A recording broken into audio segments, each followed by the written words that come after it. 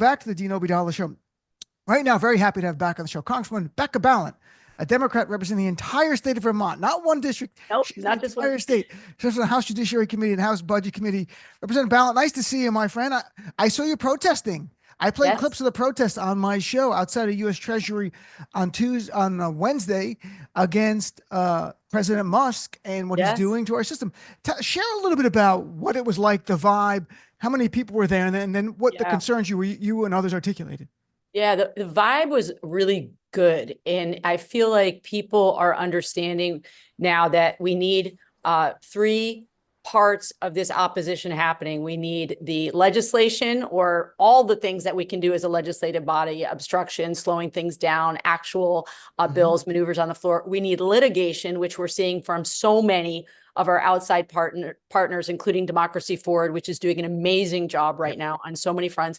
And then we need activation. We need to activate all of the people out there in the country who are disgusted and horrified by what has happened in such a short amount of time. And so it was, I don't have a count on exactly how many people were at the rally, but it was packed. The entire street in front of the Treasury was packed. We had dozens of members of Congress there, many organizations there, and people really understanding that what is happening right now is not just not normal, it's unprecedented to give somebody who doesn't pass, security checks, background checks, clearances, to give him and his, underlings access to our most sensitive information. And I got to just tell you, with every day that goes by, we learn more and more systems that are compromised by having these clowns in charge. We've got not just, again, our personal and private information related to Social Security, Medicare, and pretty much any ways in which you interact with the federal government, but looking at just, if you look at it through a national security standpoint. We got a presentation this morning from Jim Himes, just taking us through the ways in which having these people meddling in our systems is opening us up for outside actors, whether it's China, whether it's Iran or Russia, attacking our systems within the government. But also, he pointed out that they are doing things that are so sloppy. Yesterday they emailed the names of FBI agents in an email that wasn't even encrypted, so that they will then be put personally at risk. And so, these are the kinds of things that we're trying to get out, and we need to use all those levers to do it.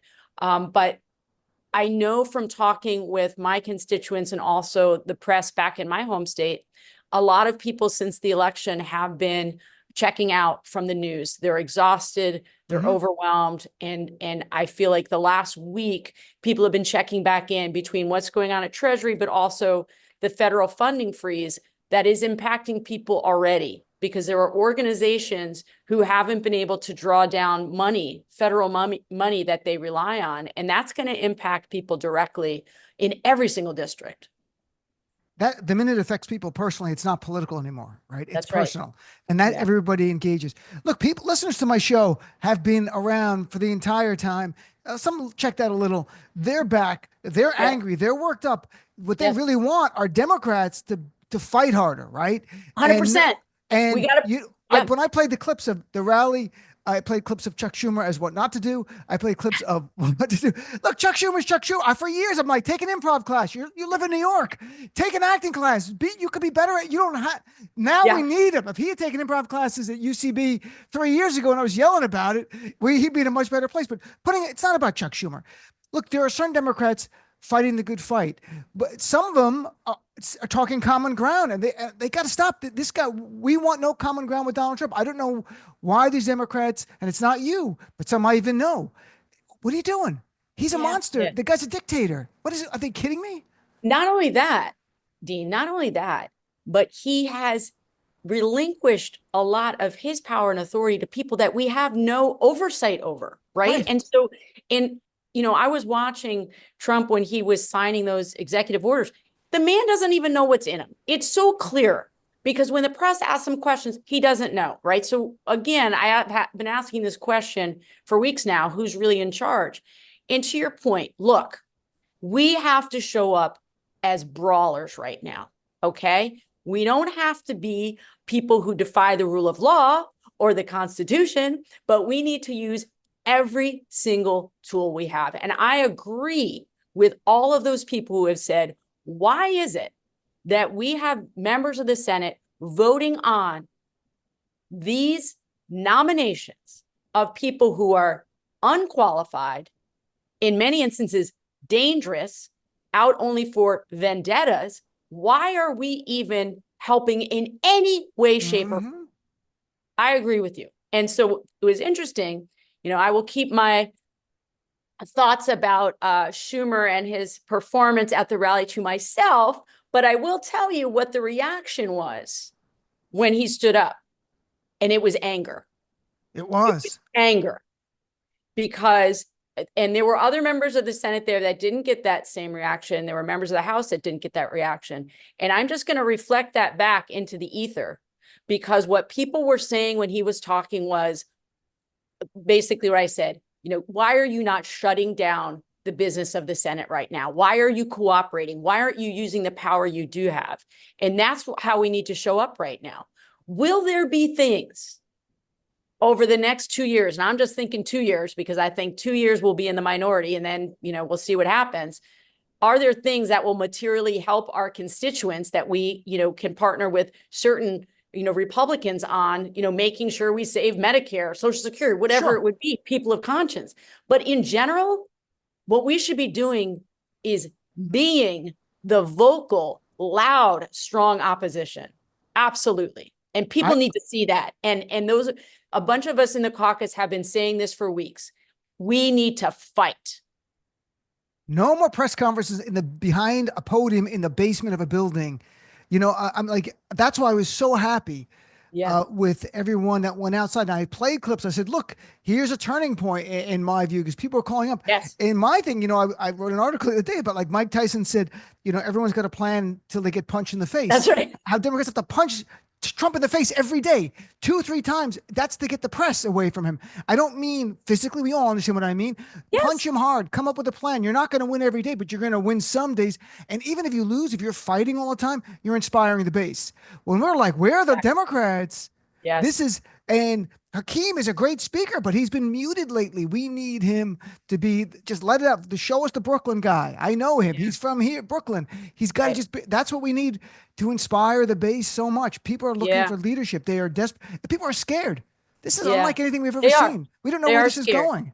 And honestly, rightly so, right? That the systems that we have relied on for so long, whether it is, you know that your Social Security check is going to come to you, right? Your organization knows that you're going to be able to draw down federal dollars to pay those Head Start teachers to teach your kids.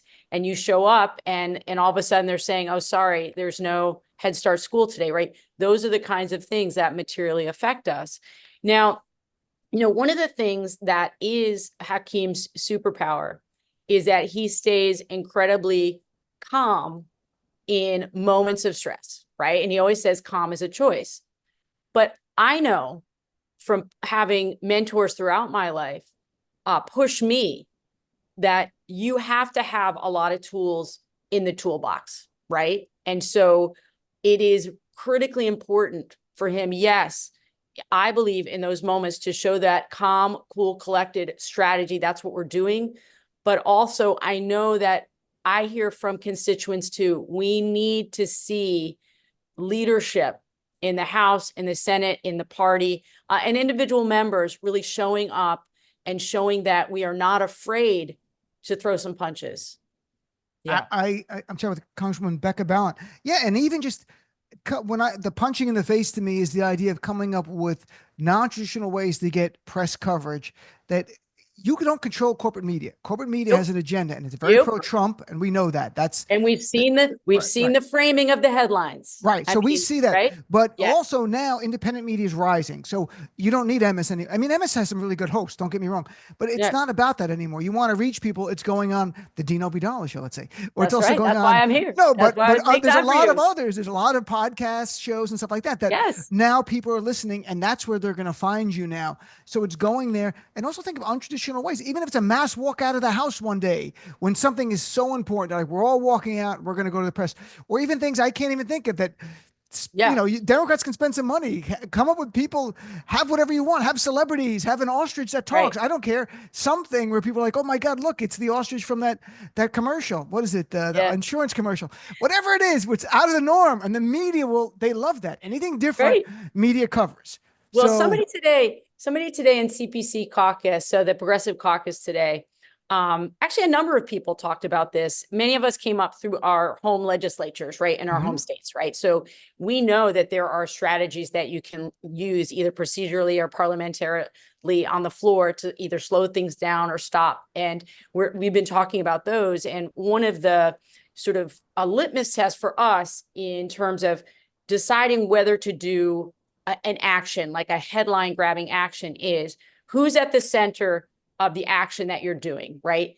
Is it to show, to shine a light on how this is going to impact working people, or how this is going to impact kids, how this program is fundamentally, dangerous for whatever group it is that you have within your constituency, as long as they're at the center of why you're doing the action, and it isn't about personal celebrity. It isn't about trying to drive your own stardom, right? Because that's a problem in this building sometimes, right? And so we've been talking about that, but we have to be willing to use those tools, because that's what you do in the minority. You don't show up in the same way, right? Your default position in the minority is no.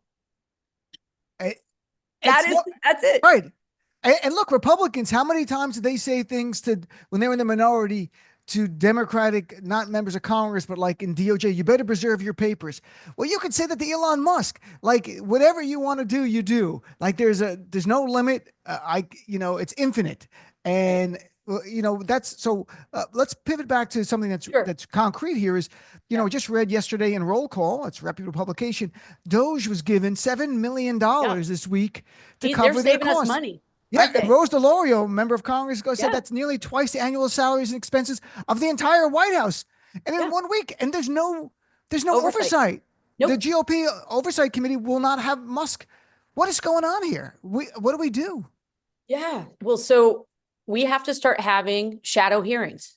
Just do, right? Yeah. And it's going to happen because, to your point, the press is not covering that. Like, that's outrageous. That's absolutely outrageous. $7 million in a week you got. Right. This is this quasi-governmental structure is supposed to set up to save us money, to be accountable, to go after fraud, waste, and abuse. They're getting given this gigantic, essentially blank check because, Dean, we have no idea what they're doing. It's all behind closed doors. It's in secret. And when you're talking about government, nothing good happens in secret. Okay? It doesn't. And so, yes, if they won't do their jobs, and this is the other piece I want people to understand, Republicans are absolutely in dereliction of their own duty right here. They really are. They have given over all of their power that is on behalf of their constituents to this administration. That is not their job. And so I was shocked by the kinds of things that Tom Cole said last week, the chair of appropriations. He is giving up his power to Trump and co-president Musk.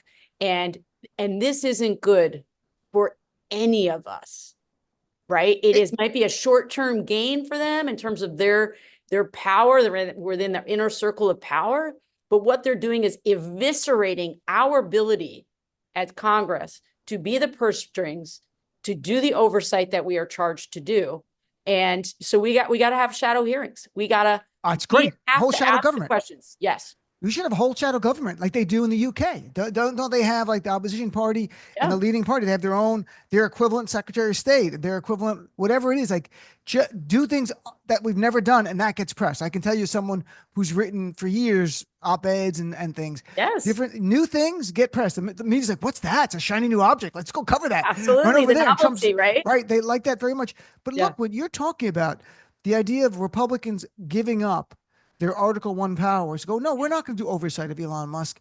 On some level, I'm concerned either they knowingly or unknowingly are helping usher in a dictatorship. They're ushering in an authoritarian leader who has to answer to nobody. And if people get comfortable with it, that's the end of the Democratic Republic. I agree. Dean, this is it. It is the the authoritarian playbook. It's Mhm. textbook what they're doing, piece by piece by piece. And it sounds like, what's coming soon is, the OE to try to shut down the Agency of Education, right? The Department of Yep. Education. That is also out of the playbook, right? And so um, there are people within the Republican conference, many of them, who I believe do want to usher in a dictatorship that is based on white Christian nationalism. Okay. And there are those who don't necessarily want that or believe that's going to happen, but they are silent. They are going along to get along. And when I talk to, so lobbyists work both sides of the aisle, right? Mhm. And so I was asking a few of them who I know lobby Republicans yesterday. I was like, so what are you hearing from your Republican clients? And they're like, well, they're just too afraid to say anything. I'm like, Wow. we are talking about our system of government. We're talking about the very democracy. They're not taking it seriously. So either they're intentionally involved in turning this into a dictatorship and they are willingly following the playbook, or they have deluded themselves. They fooled themselves into thinking we can just ride this out and it's going to be okay. And, the argument of, well, if I stick my neck out, I'm going to have somebody run against me in the primary. I'm just like, well, you're not giving any value right now to supporting the government. So like, really, what's the difference? In some ways, I don't care if you're a nice person. If what you do is go ahead and turn us over to a dictator, like, at least I'll know what I'm dealing with. So Yep. that just doesn't hold water for me anymore. Yeah, You can be the Congressman nicest Gold. person in the world. If you're not going to stand up for the Constitution or the rule of law, then go do something else. Congressman Dan Goldman, I mentioned to you before we started, I just spoke to him and he got really worked up because these people are pathetic. He goes, they won't stand because they're just pathetic. Like he was really beside himself. Like, I can't believe what you're hearing from Republicans because we share the same concern. And if you go through the authoritarian playbook, you read Timothy Snyder's On Tyranny, Yes, what could be coming is the emergency. you Whatever got that it. might be, beyond our control. It could be a COVID, it could be a terrorist attack, could be something horrible. And Yes, then we know from authoritarian history, that's when they say, well, we have to get rid of civil liberties. That's when you have yes, to give up, and it happened after 9/11, the Patriot Act. But even exactly. more so with a more devious person than Donald Trump here. That's the concern. That's where this train is going, based on history. Exactly. And there's a little indication of that in terms of the justification that Trump gave a few days ago around tariffs, right? It was all couched in an economic emergency, right? So yes, they are building the case to declare, an emergency writ large so that they can seize more power. It is, and honestly, I believe that Trump will do whatever he needs to do, one, to protect his interests and to increase his wealth. So this idea that somehow he is doing this on behalf of Americans or, the government as a whole, when I talk to some of his supporters back in my home state, like, they are not seeing the ways in which this is the most corrupt, grift seeking president that we've ever had. It really is, grift incorporated that we have right now. And it's certainly not about the working people of this country in any No, way, shape, or form. and Trump even joked this morning about a third term. There's no doubt if he's physically able, he will try to do a third term. We all know that. It's not a surprise to anyone. We'll figure out if the Supreme Court's going to stand up to him. Last thing I want to touch on, and I saw you Yeah. posting about it, and this is part of Trump's shiny object. I'm not sure how committed he is, but the idea that we're going to own Gaza. He actually said, we're going to own Gaza, and then we're going to get all the inhabitants out like you're buying a Yeah. slum, and then we're going to get everybody out, and then we're going to Yeah. rebuild it, and then we're going to sell it to other people and make a lot more money on it. But we're talking about human beings, 2 million who have Yes, suffered we are. horrifically, and Yeah. he wants to just get them out. And look, I don't think anything's going to come of it. He did again stop funding for the UN Relief Works Agency, which actually has real impact on Palestinians Yes. and not just on Gaza, the West Bank, Jordan, Yeah. in Lebanon as well, who rely on it.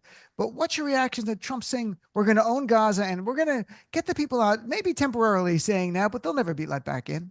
No. He doesn't care about working people. He doesn't care about Palestinians. He doesn't care, right? He literally, if you see the ways in which he and Jared Kushner have talked about that strip of land, it is all about real estate opportunities for them. I mean, it's so crass and so disgusting, but that's what it comes down to. And you're right. The way that he talks about the Palestinians as if they are not actual human beings that have, autonomy and say, and, they have the ability to create, their homeland that they are rightfully entitled to. It is shocking in every way, shape, or form, just from a human perspective. But it also should shock us that his Secretary of State had no idea. Marco Rubio had no idea about this plan or that he was going to announce it. Okay, we don't want our Secretary of State hearing about this while he's in Guatemala doing, Or threatening Panama. Exactly. He's threatening Panama with the Panama Canal. You can't do both things. He's right. doing everything. And the thing that is, again, shocking, I hear nothing from my Republican colleagues about how frightening it is that he would say that we would use American troops, that we would send American troops, boots on the ground, into Gaza. Where is the howls that we should be hearing from people, or even from his own circle that claims that he's someone who wants to move us away from war? It is absolutely outrageous. And again, to Goldman's point, they are weak, they are pathetic, and I don't know what it's going to take to shake them to their core to realize they are now complicit in dismantling our very democracy. I agree. And if Trump were to rebuild Gaza, well, from his history, he wouldn't rent to black or brown people. So the Palestinians cannot even go back to their homes. They're like, sorry, you didn't make the list. There's a P here for Palestinian on your thing, like you used to do for C for color. This is what Trump would do. So, well, Representative Balint, that's the reality of where we live. It's surreal, yet we got to stay grounded. I keep reading parts of Timothy Snyder's book. In fact, I have it right here on tyranny on my show to people. Me too. I read to people. This is like the Bible now. So, well, Representative Balint, great chatting with you. I look forward to chatting with you in a few weeks or a month from now. But have a great day, my friend. Happy to. Anytime, Dean. All right. Thank you.